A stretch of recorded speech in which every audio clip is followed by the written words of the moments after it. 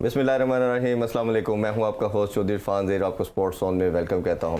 नाज़रीन, हमारी कोशिश होती है कि क्रिकेट के अलावा तमाम स्पोर्ट्स के ऊपर बात की जाए, और आज हमारा इसी एजेंडा भी यही है कि आज हम ऐसे स्पोर्ट की बात करेंगे जो हमारी नेशनल स्पोर्ट है। बट अनफॉर्चुनेटली हम देख रहे हैं कि ग्रेजुअली हम इसके अंदर कंटिन्यूसली डिक्लाइन आ रहा है। आज का शो भी उसी की कड़ी है, और आज का जो गेस्ट है वो बहुत ही स्पेशल है। पाकिस्तान के ज़बरदस्त किस्म के सेंटर फॉरवर्ड प्लेयर भी रहे, पाकिस्तान के कैप्टन भी रहे, असिस्टेंट कोच भी रहे, और आज का तो ये कमाल चीज़ है कि ये एंकर भी है। The one and only, the legend, the superstar Rehan Bhatt. अस्सलाम वालेकुम रेहान भाई। वालेकुम सलाम। कैसे हैं आप? ठीक ठाक? अल्लाह का शुक्र। चले, रमज़ान ठीक चल रहा है जी? अल्हम्दुलिल्लाह अल्हम्दुलिल्लाह। चले माशाल्लाह। रेहान भाई, ये क्या हॉकी के साथ होता चला जा रहा है? चीज़ें तो बहुत ज़्यादा आपसे पूछूंगा मैं। चले थोड़ा सा आपके हवाले से बात करना चाहेंगे, अपने कैरियर किस तरह जर्नी स्टार्ट की, क्योंकि आप लाखों लोगों के लिए आइकॉनिक प्लेयर भी होते हैं, उनके लिए एक रोल मॉडल भी होते हैं। तो थोड़ा सा अपने हवाले से बताइए, कहाँ से स्कूलिंग शुरू की, हॉकी कैसे स्टार्ट की, थोड़ा सा जर्नी ब्रीफली अब बताइए। बिल्कुल बिल्कुल। मैं इरफान बेसिकली मेरा जो स्टार्ट था वो मॉडल हाई स्कूल से, मॉडल टाउन से था, और बेसिकली मेरी वहाँ पे एडमिशन लेने की वजह भी यही थी कि वहाँ की हॉकी की टीम बहुत अच्छी थी। अच्छा। तो मैंने वहाँ पे एडमिशन लिया, और पहला जाफ़र मेमोरियल टूर्नामेंट आया, हम खेला मैं वो, और वो पहले टूर्नामेंट में ही मैं बेस्ट प्लेयर हो गया जाफ़र मेमोरियल हॉकी टूर्नामेंट का। और वहाँ पे एयर मार्शल फ़रूक उमर साहब आए हुए थे, और वो सारे बैठे हुए थे, तो उम्रे का टिकट उन्होंने दिया मुझे, और वो मैंने अपने वाले साहब को उम्रे पे भेज दिया। अच्छा, माशाल्लाह। तो उसके बाद घर में भी एक मोटिवेशन आ गई कि यार बच्चा टाइम ज़ाया नहीं कर रहा, हॉकी खेल रहा है तो सही खेल रहा है। तो उसके बाद फिर एक नया जुनून पैदा हो गया कि जी मैट्रिक के पेपर देने हैं तो गवर्नमेंट कॉलेज में दाखिला लेना है, और वो भी स्पोर्ट्स बेस पे लेना, और हॉकी के बेस पे लेना है। पहले बहुत ये ट्रेंड था। जी जी, बहुत ज़्यादा। हाँ, मैं मैट्रिक पास की, गवर्नमेंट कॉलेज में स्पोर्ट्स बेस पे जाके मैंने ट्रायल दिए, लिस्ट में पहले नंबर पे नाम आया, और मैं गवर्नमेंट कॉलेज में मेरा एडमिशन हो गया। पढ़ाई में इरफान हम वैसे ही अच्छे नहीं थे, मैं भी कहूँ कि मैं बहुत लाइक था और मैंने बड़े नंबर लिए थे। नहीं, वो स्पोर्ट्समैन से हम मेरे 5 समथिंग नंबर थे मैट्रिक में। तो जब पहला मज़ेदार आपको एक बात बताने लगा, गवर्नमेंट कॉलेज में जब हम पहले दिन बैठे जाके, तो जो हमारा टीचर था वो इंट्रोडक्शन होता था कि जी लड़के खड़े हो रहे हैं, 750 724 7 समथिंग, मेरी बारी आई, मैंने कहा 530। उन्होंने कहा तुम गवर्नमेंट कॉलेज में कैसे आ गए? मैंने कहा सर स्पोर्ट्स बेस पे आए। उन्होंने कहा जी, एक तो स्पोर्ट्स बेस वालों ने ना ये जो गवर्नमेंट कॉलेज का जो वो स्टैंडर्ड जो है वो ऐसे कर दिया और ऐसे कर दिया। बात सुन ली मैंने, अल्लाह की करनी ऐसे हुई कि विदिन 8 महीने ही ना, 8 महीने गुजरे नहीं तो मैं पाकिस्तान की सीनियर की कैंप में आ गया। माशाल्लाह। जब मैं पाकिस्तान की सीनियर कैंप में आया, कैंप ख़त्म हुआ, अभी मैं सेकेंड ईयर, पहला कैंप किया, सेकंड कैंप किया, और ये भी आपको बता दूं मैंने जूनियर खेली ही नहीं है। अच्छा। पाकिस्तान जूनियर मैंने खेली ही नहीं है। आप मेरे ख्याल है कैंप में थे? जी मैं कैंप में था, मुझे इंजरी का इशू हो गया था, उसके बाद मैं आप आ गए? जी मैं आ गया था। तो मैं सेकेंड ईयर एंड सेमेस्टर में था, तो मैं पाकिस्तान की सीनियर टीम में आ गया। और जब मैं पाकिस्तान की सीनियर टीम में आया, और मैं पहले ही टूर पे जब मैं गया, तो वो इंडिया को 2 गोल कर दिए और हाल हो गई। प्रिंसिपल खालिद आफ्ताब थे, तो उन्होंने हमारे टाइम पे, मेरे भी टाइम पे वही थे जी, तो वो उन्होंने बुलाया मुझे। अब वही टीचर जो पहले दिन जिसने मेरा इंट्रोडक्शन कर रहा था, मैं उनसे मिला जाके, मैं कहा सर, कहना आई एम वेरी सॉरी, और उसको याद था। हाँ। उसने कहा आई एम वेरी सॉरी, अगर गवर्नमेंट कॉलेज अच्छे स्टूडेंट्स और अच्छे इंजीनियर्स और डॉक्टर्स बना सकता है, तो हमारा ये जो गवर्नमेंट कॉलेज अच्छे खिलाड़ी भी बना सकता है और टॉप क्लास खिलाड़ी बनाता है। तो मैंने कहा सर वो उस वक्त आप ठीक थे, इस वक्त मैं ठीक हूँ। तो उसके बाद फिर उन्होंने ये बात नहीं की। तो ये मेरा एक वो फीलिंग क्या होती है? ऑब्वियसली मैं बहुत ज़्यादा प्लेयर्स के हर तरह इंटरव्यू करते हैं, मेरा मानना ये है कि these people are chosen by God, जिनकी टीम में पाकिस्तानी झंडा सजाना, इससे बड़ा ऑनर कोई नहीं है। नहीं बिल्कुल, वो तो करते हैं, वो तो अल्लाह ताला की मर्जी के बगैर तो कुछ भी नहीं हो सकता। आपकी क्या फीलिंग होती है जब आपका नाम पहली दफ़ा आया टीम के अंदर, और आपने जब झंडा सजा के ग्राउंड में उतरे, तो क्या वो फीलिंग थी, अगर उसको भी शेयर करना चाहे? वो फीलिंग तो बहुत डिफरेंट थी इरफान। मतलब कि जब आपने पाकिस्तान की शर्ट पहनी होती है और अपना हाथ आपने यहाँ पे रखा होता है और कौमी तराना बज रहा होता है, तो लिटरली मेरी आंखों में आंसू थे कि उस मुल्क से प्यार एक अपना, और बाहर की जगह पे आप खड़े हो जहाँ पे पाकिस्तान का तराना बज रहा है और आप उस कंट्री को रिप्रेजेंट कर रहे हो। तो ये एक मेरे ख्याल से कि बहुत मेरे लिए तो बहुत फ़ख्र की बात थी। और उसके बाद से जब भी ग्राउंड में गया हूँ यही सोच के गया हूँ कि पाकिस्तान के लिए खेल रहा हूँ और पाकिस्तान का नाम। रियान भाई, मेरा मानना तो ये है कि अब अगर हम बड़ों से, जैसे अपने फादर से मैं बात करता हूँ या किसी भी बड़े से हम पूछते हैं, वो ये सब ये कहते हैं कि हमारी पाकिस्तान की पहचान हॉकी ने कराई दुनिया को। No doubt about. अभी भी हम 4 दफ़ा के वर्ल्ड चैंपियन है, ठीक है। स्क्वॉश में ओबियसली हमारे बहुत टाइटल है, बट उसकी रिकग्निशन वर्ल्ड वाइड इतनी खेली नहीं जाती। मैं इरफान, आपको आपने वर्ल्ड चैंपियन 4 दफ़ा की बात की, तो मैं आपको लास्ट वर्ल्ड कप में मैं ही कोच था जी। 2018 में जब हम इंडिया गए थे और वहाँ पे तौकीर डार साहब, हसन सरदार साहब, मैं और दानिश कलीम, हम लोग, ये पैनल था हमारा।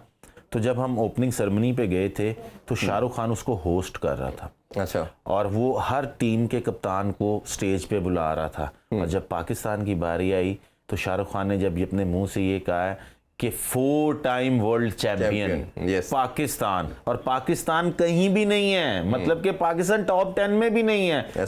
लेकिन आज भी जब शाहरुख खान के मुंह से ये निकल रहा था कि 4 टाइम वर्ल्ड चैंपियन पाकिस्तान, तो हमारा जब कप्तान आ रहा था तो सारे हक्के बक्के के अभी भी 4 सबसे ज्यादा वर्ल्ड कप पाकिस्तान ने जीते हैं। जर्मनी 3 दफा, हॉलैंड 3 दफा, और लेकिन मैं सिर्फ इतनी बात कहूंगा कि गवर्नमेंट को समझ क्यों नहीं आती। ये हम करेंगे, अभी बात क्यों नहीं आती। अच्छा, इंडिया की आपने बात की, ये बड़ा कॉमन क्वेश्चन आपसे मेरा ख्याल है डेफिनेटली लोग पूछते होंगे, ये इंडिया की दफ़ा आपको क्या होता था, क्यों इतना मारते थे उनको गोल, और हर मैच में जब भी इंडिया के साथ मुकाबला होता था हम एक डिफरेंट रनबर्ड देखते थे कि नहीं छोड़ना है इनको। देखिए, इंडिया के साथ जब भी मैच हुआ ना और माशाल्लाह वैसे ही हमारे स्टाइल की ही हॉकी है इंडिया की भी, तो अल्लाह की तरफ से ऐसा होता था कि वो होता ना 0.01% वो भी चांस मैं मिस नहीं करता था।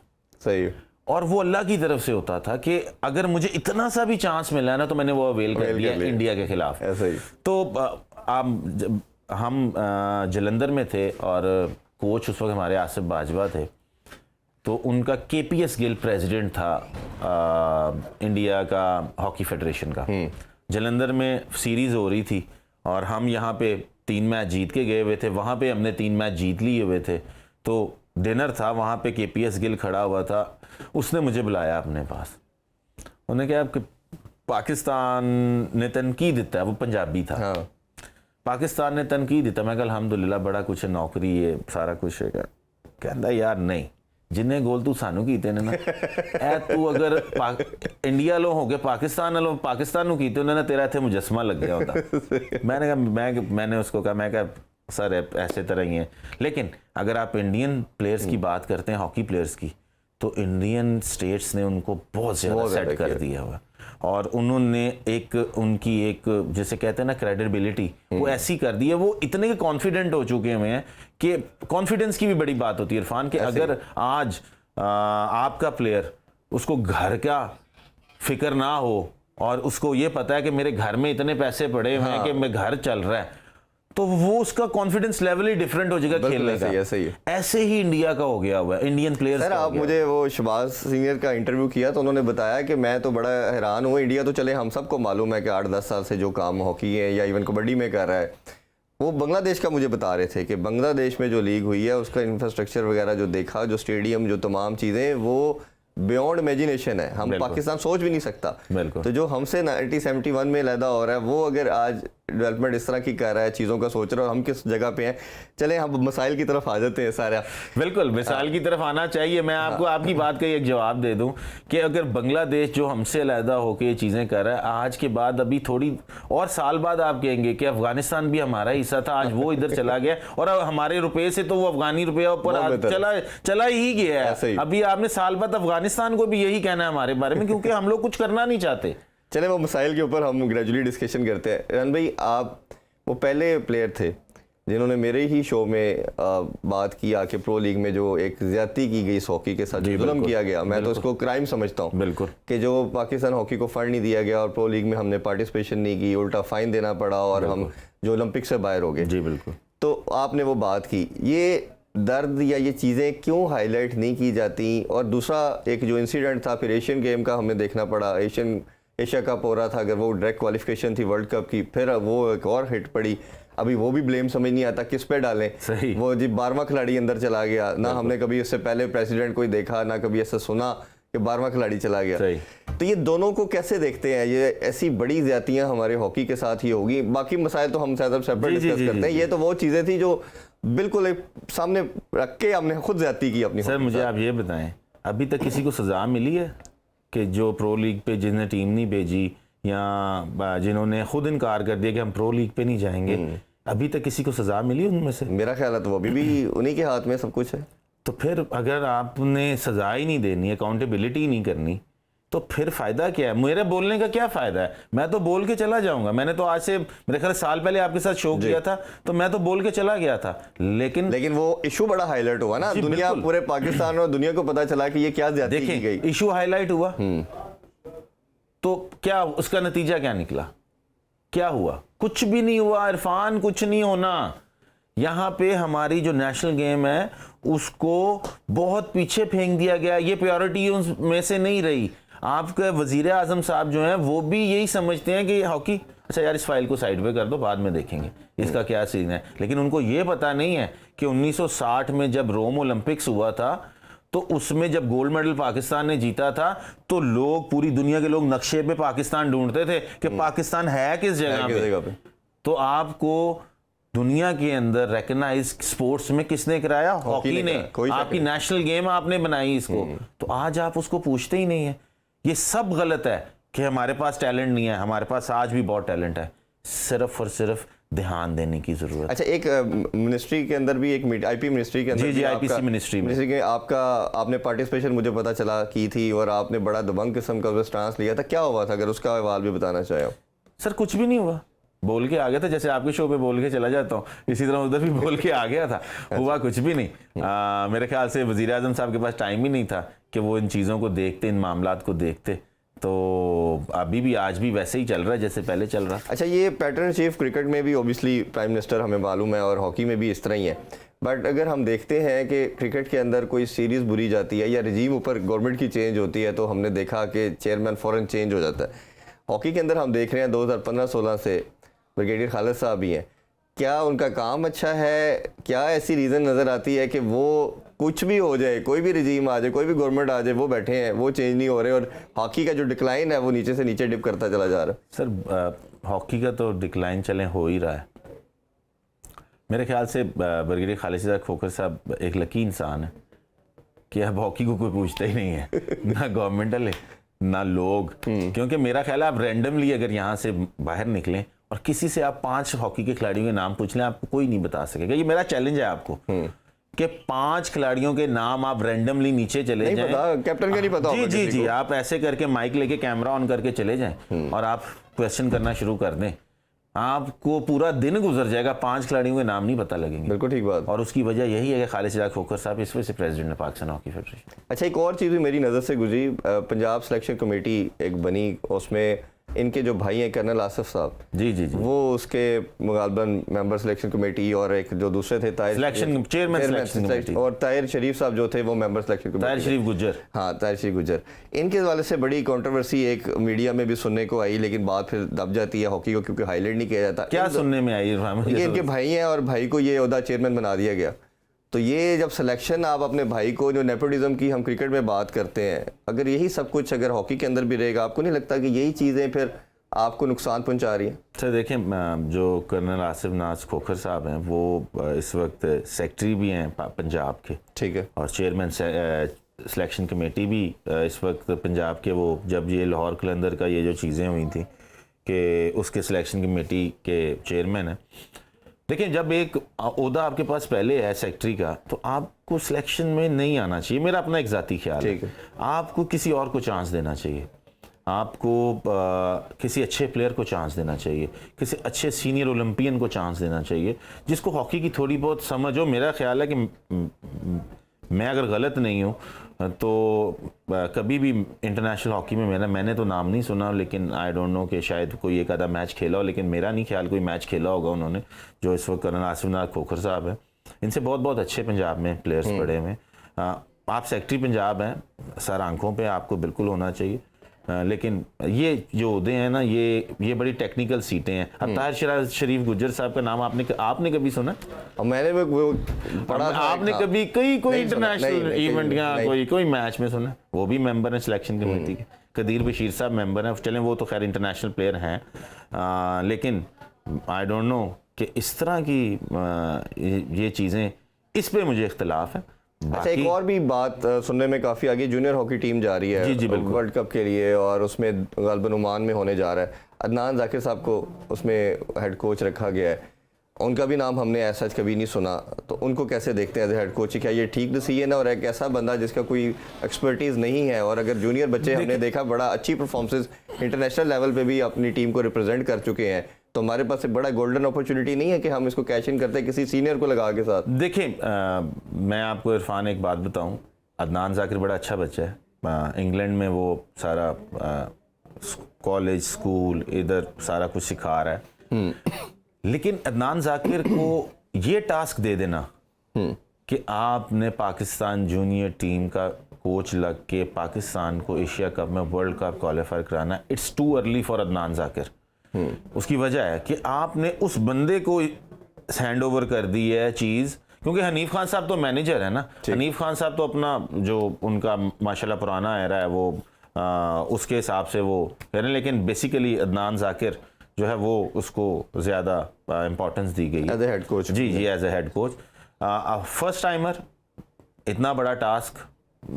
मेरे ख्याल से कि अगर अदनान जाकिर थोड़ा सा किसी के साथ काम करके किसी जगह पे आते तो ज़्यादा बेहतर होता, लेकिन मैं कहूँगा कि पाकिस्तान हॉकी फेडरेशन की बहुत बड़ी हिम्मत है कि उन्होंने इतना मतलब कि दलेरी के साथ ये फैसला किया कि जिसने आज तक कभी इंटरनेशनल इवेंट में एज ए पाकिस्तान या किसी इंटरनेशनल टीम को कोच ही नहीं किया, उसको आपने टीम दी है। और मैं तो बेस्ट ऑफ लक कहूँगा, क्योंकि मेरी दुआ है कि पाकिस्तान टीम जो है वो जूनियर की टीम जो है वो एशिया कप में इतना अच्छा परफॉर्म करे कि हम वर्ल्ड कप में क्वालिफाई कर जाएं, क्योंकि हॉकी रहेगी तो हम लोग रहेंगे ना। हमें अगर हॉकी नहीं रहेगी तो हमें सुनेगा कौन? ऐसे ही इसका मतलब है कि हम खुद यही चाहते हैं कि ये पाकिस्तान टीम जो है ये अच्छा परफॉर्म करे। और लेकिन ये जो मैंने आपको जो 2-3 बातें की हैं, ये एक नेगेटिव पॉइंट्स हैं, और मेरे ख्याल से कि इसके ऊपर थोड़ा गौर करना चाहिए था। लेकिन लेट्स सी कि क्या होता है। मेरी दुआ है कि पाकिस्तान टीम अच्छा परफॉर्म करे, लेकिन अगर खुदा ना खास्ता पाकिस्तान टीम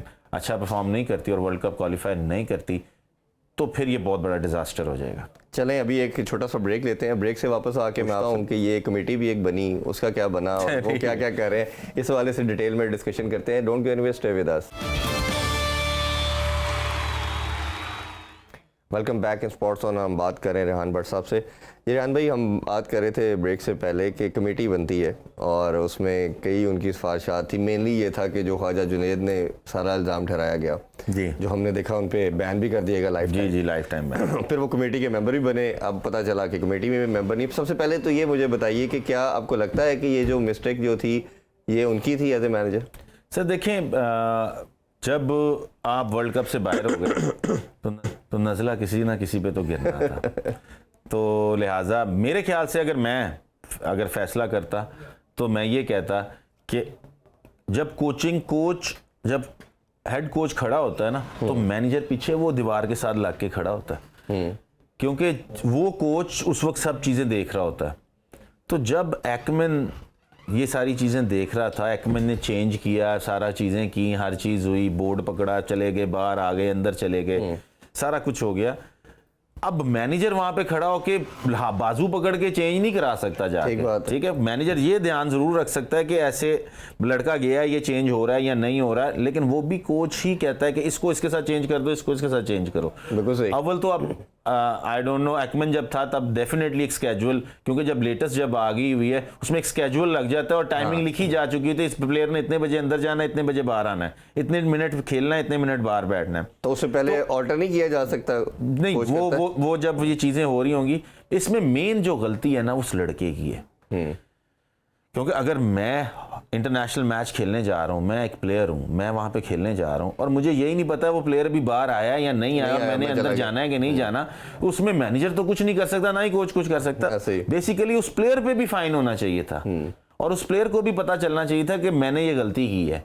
ठीक है, ख्वाजा जुनैद के साहब के ऊपर लाइफ टाइम बैन लगाया, लेकिन ये बड़ी सख्त सज़ा है मेरे ख्याल से, लाइफ टाइम बैन। ठीक है, गलती मैनेजर थे, उनकी गलती, सज़ा अगर देनी भी है तो एक ऐसी किस्म की सज़ा। उन्होंने कोई पाकिस्तान टीम को ये तो नहीं किया कि सता या आती बार पाकिस्तान की हॉकी खत्म हो गई। और दूसरा ये कि फिर वो कमेटी जब बनती है उसके मेंबर होते हैं फिर हटा दिया जाता है, इस हवाले से कोई आप राय देना? सर देखिए, जो कमेटी के ये आप कमेटी आईपीसी मिनिस्ट्री ने जो कमेटी बनाई है सर, इसको तो मैं कमेटी पता है कौन सी कहता हूँ, वो जमात इस्लामी के नहीं कुछ लोग होते जो आके ऐसी से 4 मिनट 5 मिनट 7 मिनट बैठते हैं और बैठने के बाद अपना काम निकल गया और वो गए, बाकी पीटीआई और ये नून लीग और पीपल्स पार्टी आपस में खेलते रहते हैं। ये वो कमेटी है। ये यानी कि इसका कोई रोल नहीं है। देखें कमेटी क्या कमेटी है, प्राइम मिनिस्टर के ऑर्डर हुए हैं, अख्तर रसूल साहब है उसमें, सलाउद्दीन साहब हैं, उसके अलावा शनाज शेख साहब हैं। मुझे आप ये बताएं, ये तीनों इतने बड़े नाम हैं, ये कमेटी के अंदर हैं, ये कौन सी कमेटी है कि जिसमें पाकिस्तान हॉकी फेडरेशन अपने सारे फैसले कर रही है, अपनी सारी चीज़ें कर रही है, उनको उनके काम। सर मैंने आपको पहले भी कहा है, ये मैं आपको फैक्ट बता रहा हूँ कि अबव 60 खुदा का वास्ता है बस कर, इन लोगों को किसी जगह पे भी नहीं लेके आना चाहिए। अबव 60 गवर्नमेंट क्यों रिटायर कर देती है? ऐसे ही है। इसी वजह से कर देती है ना कि भाई आस्ता आस्ता अब दिमाग संकी होना शुरू हो जाएगा, ये अब एक जहां पे सुई अड़ जाएगी वो अड़ी रहेगी। लेकिन हमारे क्रिकेट और हॉकी के अंदर आप देखेंगे वही आते हैं जिनके 70+ एज होती है, वही आगे। सर मैंने आपको, मैं देखें खुदा, मैं बेशक बात बुरी लगे लोगों को, और भाईजान अब यंग दौर है, अब यंग लोगों का दौर है। अब हैदर हुसैन सेक्रेटरी बैठा आके, मुझे उससे कोई इख्तिलाफ नहीं है, उसने भी काम ही कितना किया यार। उसने चलो पाकिस्तान के लिए कोई पैसे तो इकट्ठे कर लिए हॉकी फेडरेशन के लिए। हैदर हुसैन अगर वहां पे बैठा है एज अ सेक्रेटरी जनरल, वो एक यंग लड़का है, वो इसी तरह के ही लोग चाहिए। और खुदारा हैदर हुसैन को भी मैं ये कहूंगा कि ये अब 60 से जान छुड़ा लो। ये अब वो काम नहीं रह गया।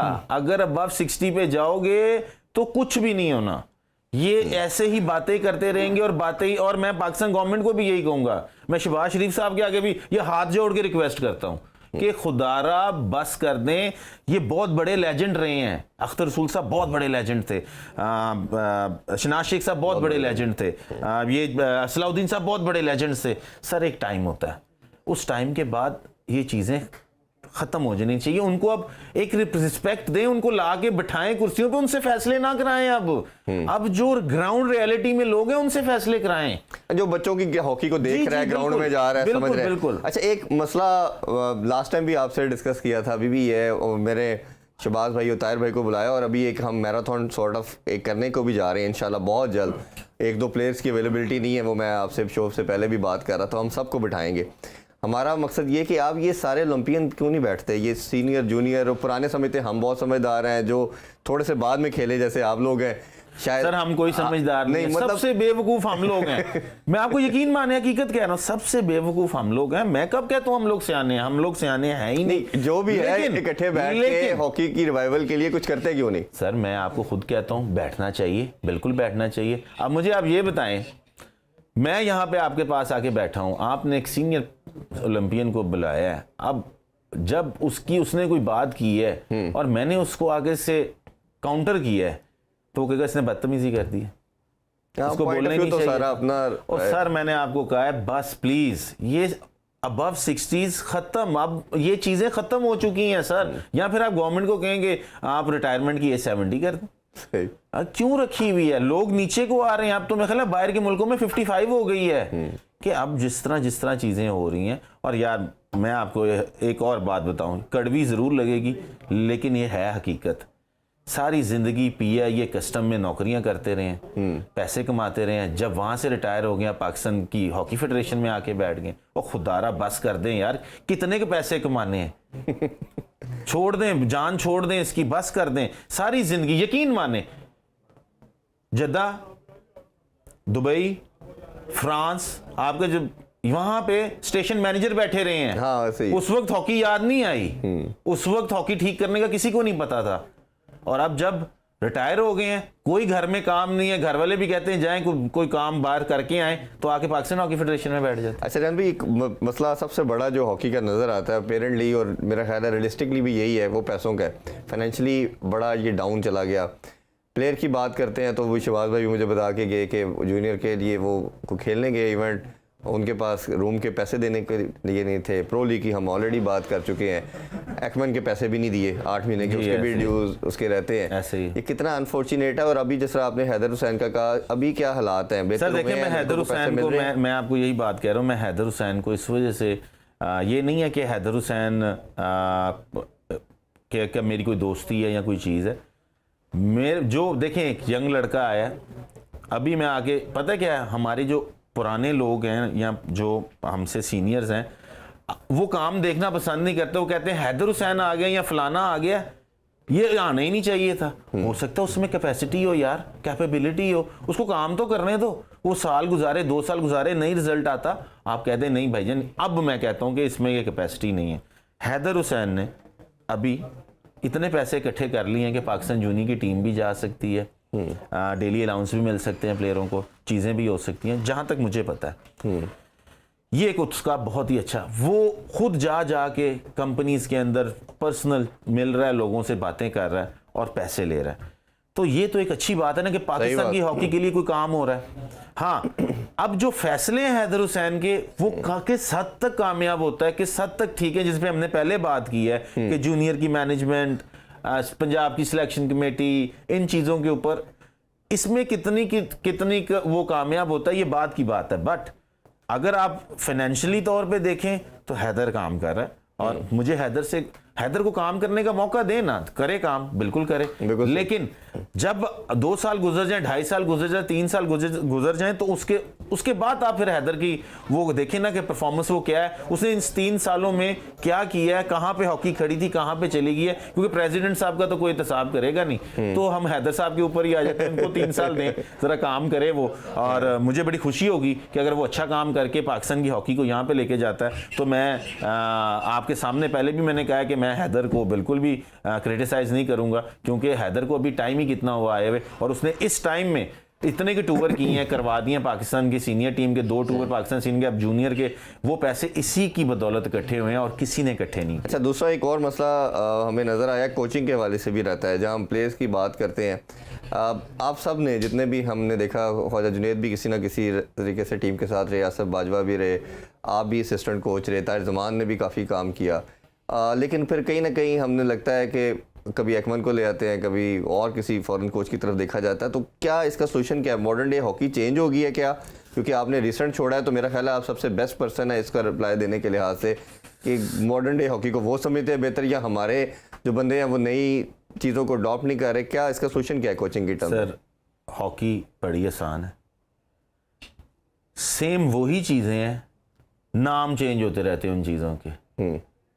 अब जैसे ताहिर भाई हैं, वो कंसिस्टेंटली एशियन हॉकी फेडरेशन के अंदर, FIH के अंदर कोचिंग पैनल्स में, कोचिंग कोर्सेज में वो रहते हैं। एक ही चीज़ को 4-4 नाम दिए जाते हैं। लेकिन मैं आपको बात बताऊं, हमारी हॉकी की जो कोचिंग टर्म है ना, उस टर्म के अंदर हम लोग, अगर हम ये यूरोपियंस को फॉलो करना छोड़ देंगे ना, और हम अपनी टर्म के ऊपर आ जाएंगे, अपनी टर्म क्या है, हमने उस टर्म को मॉडिफाई करना है। सिर्फ हमने ये नहीं करना कि हमने उसी टर्म पे खेलना कर, नहीं जी 5 फॉरवर्ड, 3 हाफ, 2 फुल बैक, उसको थोड़ा सा मॉडिफाई करना है। लेकिन रहना हमने अटैकिंग मोड में ही है, क्योंकि हमारी स्ट्रेंथ अटैक है, अग्रेसिव खेली सारी। हाँ जी, हमने सारी जिंदगी अग्रेसिव हॉकी खेली है। तो हमने उसको थोड़ा मॉडिफाई करना है। उस मॉडिफाई में आपने उन क्या क्या चीज़ें चेंज करनी है, वो जब आपको प्लेयर्स की क्वालिटी पता लगती है तो उसके बाद ये काम होता है। उससे पहले ना आप कुछ भी नहीं कर सकते। बिल्कुल ऐसे ही। तो ये चीज़ें आपने करनी है, और ये चीज़ें उसी वक्त होंगी जब हम समझेंगे और अबव 60 से नीचे आएंगे। ये क्रक्स तो यही जाता जा रहा है सर। क्रक्स यही है कि अबव 60 से नीचे है। अच्छा, एक और चीज़ थी कि हमने देखा कि अब मॉडर्न डे कोई भी स्पोर्ट्स है, क्रिकेट की हम एग्जांपल इसलिए ले लेते हैं कि हमारे पास अनफॉर्चुनेटली या फॉर्चुनेटली से क्रिकेट ही बचा है और कुछ नहीं है। उसमें भी सारी दुनिया में 2007-8 में लीग क्रिकेट का कॉन्सेप्ट आया, हमने 2016 में अडॉप्ट किया। हॉकी के अंदर आप भी इंडिया जाके भी लीग हॉकी खेलते रहे, तमाम दुनिया में बल्कि खेले आप। पाकिस्तान में 2016 में अनाउंस हुआ, फिर उस टाइम NOC नहीं मिला, बाद में फंडिंग का मसला आ गया, अभी तक नहीं हो पाई। एक तो क्या होनी चाहिए, उससे कितना बेनिफिट्स मिलेगा हॉकी को, और ये आपको क्या लगता है कब तक ये आपको लगता है कि पाकिस्तान हॉकी लीग हो पाएगी? सर, पाकिस्तान की हॉकी लीग होना बहुत ज़रूरी है, क्योंकि पाकिस्तान की क्रिकेट को बचाने वाला PSL है। अगर PSL पाकिस्तान की क्रिकेट में ना आता तो शायद पाकिस्तान क्रिकेट भी जो है वो बहुत ज़्यादा, जिसे आप कहते हैं ना कि उसमें भी बहुत सारी क्राइसिस आ जाते हैं। बिल्कुल ठीक।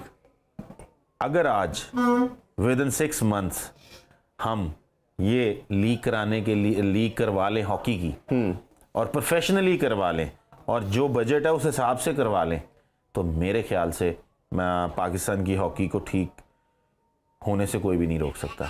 लेकिन ये लीग होगी कैसे? पाकिस्तान हॉकी फेडरेशन के अपने एक टर्म्स एंड कंडीशंस हैं, जो कंपनीज आती हैं, जो स्पॉन्सर्स आते हैं, उनके अपने टर्म एंड कंडीशंस हैं। ऐसे ही वो कभी भी ऐसे मर्ज होते ही नहीं है, उन कोई ना कोई इख्तलाफ रहता है। लेकिन लेट्स सी, अब हैदर आया। अच्छा, इसमें ये लाहौर कलंदर ने भी इनिशिएटिव लिया और जी, वो जी, बात बिल्कुल, कर रहे थे, बिल्कुल। उसको कैसे देखते हैं? और दूसरा भी हमने देखा कि वहाब रियाज जो अभी रिसेंटली पंजाब के स्पोर्ट्स मिनिस्टर भी हैं, उन्होंने भी कुछ इवेंट करवाया, तो ये किस तरह इनकी काविश को देख रहे हैं? पहले लाहौर कलंदर का बता दें। सर, सबसे पहले तो लाहौर कलंदर की बात ये कहूँगा कि लाहौर कलंदर का ये जो इनिशिएटिव है, इट्स अमेजिंग। उनको बिल्कुल आना चाहिए, और अगर वो प्रॉपर इन हो गए यहाँ पे, तो फिर तो पाकिस्तान की जो लीग है शायद हो जाए, क्योंकि वो चीज़ें सारी कंट्रोल करके चीज़ें हो जाएं। लेकिन मैं लाहौर कलंदर के जो CEO हैं उनसे भी एक रिक्वेस्ट करूंगा, और आकिब जवेद साहब से भी एक रिक्वेस्ट करूंगा कि आप हॉकी के अंदर आए ज़रूर हैं, और आपको आना भी चाहिए, लेकिन खुदारा जो सिलेक्शन कमेटी या जो लोग लगाए जाते हैं ना, जो लोग लग रहे हैं, उनकी भी अकाउंटेबिलिटी करें कि वो किस कैपेसिटी के हैं, और उनकी अपनी वो खुद किस लेवल पे खड़े हुए हैं। बिल्कुल ठीक है। और ये जो दूसरा मैंने वहाब रियाज के वाले से पूछा, उन्होंने कि अभी रिसेंटली करवा भी रहे हैं उस इवेंट टाइप, उसमें कैसे उनकी काविश को देख रहे हैं? जी, वहाब एक मेरे ख्याल से ट्रू स्पोर्ट्समैन है, और वहाब ने ये अभी इवेंट जो करवाया है, वहाब को भी अब एज अ क्रिकेटर स्टार से हट के मिनिस्ट्री में जब वो बैठा है ना, तो उसको उसके दिमाग से ये चीज़ निकाल देनी चाहिए, I am no more star, बिल्कुल ठीक। अब मैं मिनिस्टर हूँ, ठीक है। अब आपको लोगों को बुलाना पड़ेगा, आपको कॉल करनी पड़ेगी, आपको लोगों के साथ बातें करनी पड़ेंगी कि ये काम मैं कर रहा Solution देखने हूँ के मैं। हाँ जी, अगर हॉकी की करनी है तो 4-5-6 लोगों को जो लोग इन टच हैं, या जो लोगों ने हॉकी के लिए, उनके साथ बात करनी पड़ेगी, जो खुद दफ्तरों में जाके वहाब रियाज से मिल रहे हैं।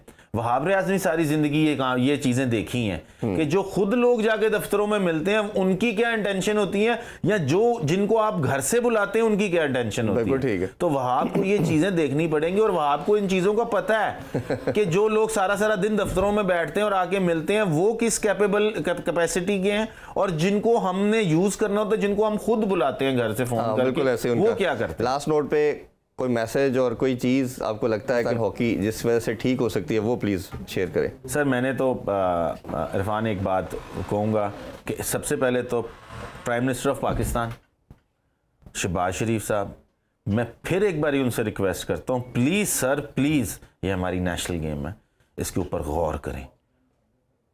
और दूसरी बात ये है कि पाकिस्तान हॉकी फेडरेशन के लिए बेशक Pakistan sports board, Punjab sports board 30 बच्चों की पाकिस्तान की एकेडमी बना दे, 17 साल से 21 साल के बच्चों तक की, ठीक, ताकि 1 साल नहीं, 2 साल नहीं, 4 साल नहीं, जब ये ऑटोमेशन काम स्टार्ट हो जाएगा ना, तो ये जब एकेडमी चलना शुरू हुई है, जो जूनियर और सीनियर भी रिप्रेजेंट करे, वो एकेडमी से निकल जाए पाकिस्तान से, और कोई और बच्चे आ जाएं, बिल्कुल ठीक, और बच्चे ऐड हो जाएं। जब ये एक ऑटोमेशन स्टार्ट हो जाएगी, तो आपको ना ग्रास रूट लेवल का रोना पड़ेगा, जो आके सारे सीनियर आके बैठ के यही बात करें, ग्रास रूट लेवल। ओ भाई, स्कूल कॉलेजेस में हॉकी खत्म होगी, ग्रास रूट लेवल रहना कहाँ है? बिल्कुल ठीक है। तो ये चीजें बहुत जरूरी है, और ये मेरा ख्याल है कि ये एक ऐसा मॉडल है जिस पे इम्प्लीमेंटेशन बिल्कुल पॉसिबल है, कोई मुश्किल नहीं। रहन भाई, आपके टाइम का बहुत बहुत शुक्रिया। और जिस तरह मैंने कहा कि हम इंशाल्लाह एक मैराथन टाइप, जी बिल्कुल, ये जरूरी है इरफान, ये बड़ा जरूर करेंगे, और काविश जरूर करेंगे इस हमारे सुनो के प्लेटफॉर्म से कि इसको रिवाइव किया जाए। आपका अगेन बहुत शुक्रिया। नाज़रीन, आपने बड़ी खूबसूरत गुफ्तगू सुनी रेहान भट्ट की। इंशाल्लाह आपसे नेक्स्ट शो में दोबारा मुलाकात होगी, इस दुआ और उम्मीद के साथ कि पाकिस्तान हॉकी दोबारा रिवाइव करेगी, अपना खोया हुआ मुकाम दोबारा हासिल करेगी इंशाल्लाह। अपना ख्याल रखें। अल्लाह हाफिज़। पाकिस्तान जिंदाबाद।